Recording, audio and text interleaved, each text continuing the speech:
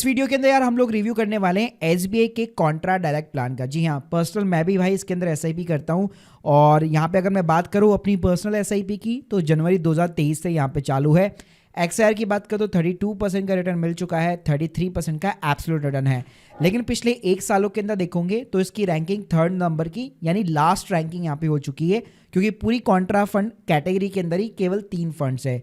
तो हम लोग जानने वाले इस वीडियो के अंदर क्या आपको एसबीआई कॉन्ट्रा फंड के अंदर एसआईपी करनी चाहिए, नहीं करनी चाहिए, क्या एक फ्रेश एंट्री यहाँ पे आपको लेनी चाहिए कॉन्ट्रा फंड के अंदर, तो और कॉन्ट्रा फंड्स होते क्या आखिर, तो इस सबके बारे में आपको डिटेल वीडियो मिलने वाला है। तो प्लीज पूरा वीडियो जरूर देखिएगा। सबसे पहले बात करूं कि भाई ये जो कॉन्ट्रा म्यूचुअल फंड की कैटेगरी होती है आखिर वो होती क्या है। तो देखो इनका एक सिंपल सा एजेंडा होता है कि मार्केट के भाई जो भी सेंटिमेंट्स है ना उसके अपोजिट यहाँ पे काम करो। जी हाँ, यानी मार्केट में जो भी सेंटिमेंट्स या जो भी ट्रेंड्स चल रहे हैं उसके अपोजिट जो है आपको स्टॉक्स यहाँ पे पिकअप करने हैं।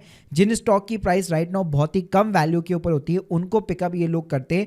फंडामेंटली स्ट्रांग होने चाहिए और फ्यूचर में जाकर जब उनकी वैल्यू बढ़ती है तो इस फंड की भी वैल्यू बढ़ती है। तो स्पेशली अगर मैं एसबीआई के कॉन्ट्रा फंड की बात करूं तो इसके अंदर आप देखोगे तो इक्विटी आपको 83% देखने को मिल जाती है। लार्ज कैप सबसे ज्यादा है, इसके अंदर 44% का है, मिड कैप 14% है और स्मॉल कैप जो है केवल 7% का है।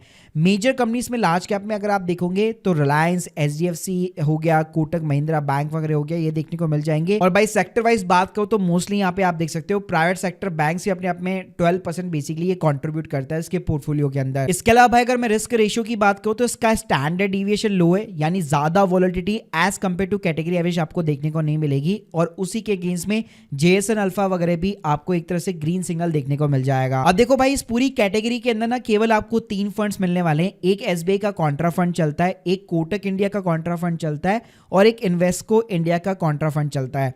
अगर मैं एयूएम साइज बात करूं यानी सबसे ज्यादा पैसा किसके अंदर यहाँ पे लगा हुआ है तो फर्स्ट नंबर पे ऑब्वियसली एसबीआई का कॉन्ट्रा फंड है जिसमें 41,000 करोड़ से भी ज्यादा का फंड साइज है। इन्वेस्को इंडिया के अंदर 18,000 करोड़ है और कोटक के अंदर कुछ 4,000 करोड़ के आसपास है।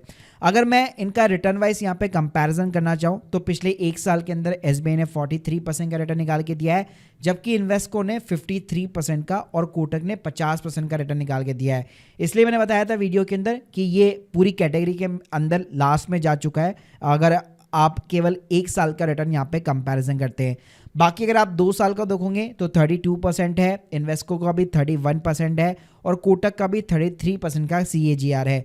बाकी अगर आप 5 साल का कंपैरिजन करते हो या 10 साल का कंपैरिजन करते हो तो डेफिनेटली भाई इसकी हमेशा नंबर 1 की रैंकिंग रही है। अगर यहाँ पे मैं कॉन्स पॉइंट की बात करूँ तो भाई क्रिजल ने अपनी जो रैंक थी पहले इसको यहाँ पे जो है 5 स्टार की रैंकिंग दे रखी थी, अब इसको भाई रिड्यूस करके 4 स्टार की रैंकिंग कर रखी है।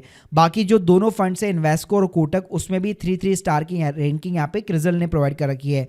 तो आप कह सकते हो कि सबसे बेस्ट फंड स्टिल अभी भी कैटेगरी के अंदर एसबीआई का कॉन्ट्रा फंड है अगर यहाँ पे मैं रिसर्च फर्म की बात करूं तो। बाकी गाइस आपको फंड्स के अंदर ये भी देखना चाहिए कि क्या वो अपने बेंचमार्क को बीट कर रहा है कि नहीं कर रहा। तो एसबीआई कॉन्ट्रा के अंदर बात करूं तो बीएसयू का जो 500 का पूरा इंडेक्स है उसको ये बेंचमार्क बनाता है।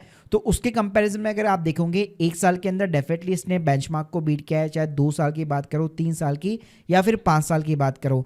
तो भले ही एक साल के अंदर भी ये लास्ट रैंकिंग के अंदर है लेकिन अपने बेंचमार्क को भाई जरूर बीट कर रहा है। इसके अलावा इस फंड के अंदर अगर मैं बात करूं तो क्या इसने कभी नेगेटिव के अंदर रिटर्न्स निकाल के दिए तो देखो अभी 2024 का Q4 है जिसके अंदर निफ्टी 50 -6% से भाई गिर चुका है। तो डेफिनेटली इस फंड ने भी यहाँ पे -5% के नेगेटिव रिटर्न्स निकाल के दिए हैं और कैटेगरी एवरेज भी -6% गया है। इसके अलावा भाई 2018 के अंदर ये जो पूरी कैटेगरी थी वो भाई नेगेटिव के अंदर गई थी, तब आप यहाँ पे देख सकते हो कैटेगरी एवरेज जो है -4% गया था और 2018 के अंदर एसबीआई का ये कॉन्ट्रा फंड -13% गया था, जबकि अगर आप निफ्टी 50 देखोगे तो ऑलमोस्ट भाई पॉजिटिव था। बाकी कैसे अगर मैं एक्सपेंस रेशियो वाइज बात करूं तो यहाँ पे एसबीआई का 0.5 है डायरेक्ट प्लान का, इन्वेस्को का भी 5.2 है और कोटक इंडिया का भी 0.55 के आसपास है, यानी ऑलमोस्ट यार similar kind of the expense ratio है तीनों ही फंड्स के। तो भाई अगर मैं ओवरऑल समराइज करना चाहूं तो देखो कॉन्ट्रा फंड के अंदर ज्यादा ऑप्शन नहीं है, हाईली रिस्की कैटेगरी है, नेगेटिव के अंदर भी रिटर्न जाते हैं लेकिन यार ऑब्वियसली बात है हाई रिटर्न्स भी आपको रिस्क के अकॉर्डिंग देखने को मिल जाते हैं।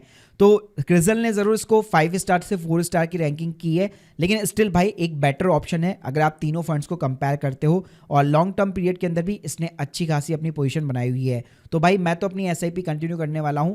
आप लोगों का क्या पॉइंट ऑफ व्यू है एसबीआई के कॉन्ट्रा फंड के ऊपर, कमेंट बॉक्स के अंदर मेरे को जरूर बताइएगा। Thank you guys, thank you very much.